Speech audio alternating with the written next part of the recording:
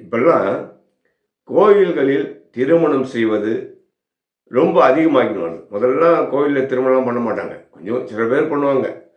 இப்ப அதிகமா இன்னும் எல்லா கோயில்லயும் திருமணம், அந்த முகூர்த்த நாள்ல ஆயிரக்கணக்கான திருமணங்கள் தமிழகம் முழுவதும் நடந்து வருகிறது. சமீபத்தில என்னோட நண்பருக்கு திருமணம் ஆச்சு. எங்க ஆச்சுன்னா, குன்றத்தூர் முருகன் கோயில்ல ஆச்சு. நானும் போயிருந்தேன். அப்ப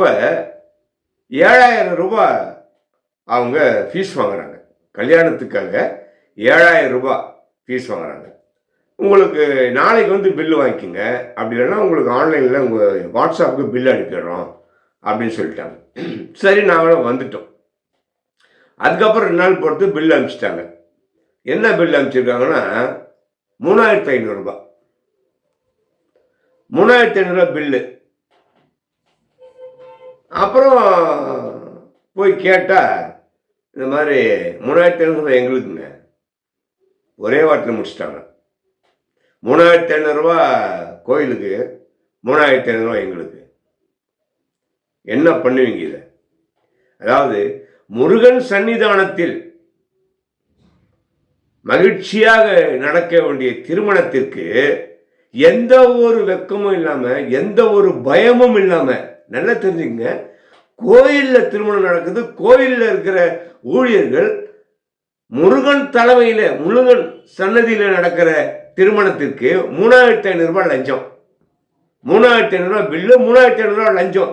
அப்ப எவ்வளவு தைரியம் பாருங்க. அப்போ இந்த இதுல பணிபுரிகின்ற ஊழியர்கள் கடவுளை நம்புறாங்களா நம்பலையா? எவ்வளவு தைரியம் பாருங்க.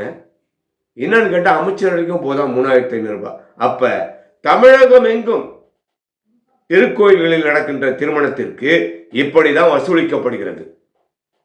இந்த வசூலில் வருகின்ற லஞ்ச பணம் பல கோடிகளை தாண்டுகிறது. வருஷத்துக்கு 100 கோடி 200 கோடிக்கு மேல வருது லஞ்சம் மட்டுமே. இது என்ன? இதெல்லாம் நியாயமா இருக்கா? இறைவனுடைய சன்னிதானத்துல நடக்கிற திருமணத்துக்கே லஞ்சம் அப்படின்னா அப்புறம் நம்ம யாருகிட்ட போய்ங்க நிக்க முடியும்? சொல்லுங்க. லஞ்சம் எங்க இருந்து ஆரம்பிக்குது பாருங்க. இறைவன் காலடியில இருந்தே லஞ்சம் ஆரம்பிக்கிறது. அப்ப இந்த லஞ்சத்தை எப்படிங்க ஒழிக்க முடியும்? சொல்லுங்க. இந்த நாடு எதை நோக்கி போயிட்டு இருக்கு? கோயில்ல வந்து எதுக்கு திருமணம் பண்ண வராங்க? சொல்லுங்க. இதோ முருகனுடைய சன்னிதானத்தில் நம்ம திருமணம் நடக்கணும்னு ஒரு ஆசை, அவருடைய அருள் இருக்கும். ஓஹோ ஆகோ அப்படின்னு இல்லாதவங்க கோயில்ல வந்து திருமணம் பண்ணுவாங்க. திருமணம் பண்ணிட்டு ஒரு விருந்து வைப்பாங்க. அதுதானங்க. அதுல கூட 100% லஞ்சம் வாங்கினா இது எந்த வகையில நியாயம்? பார்த்துங்க.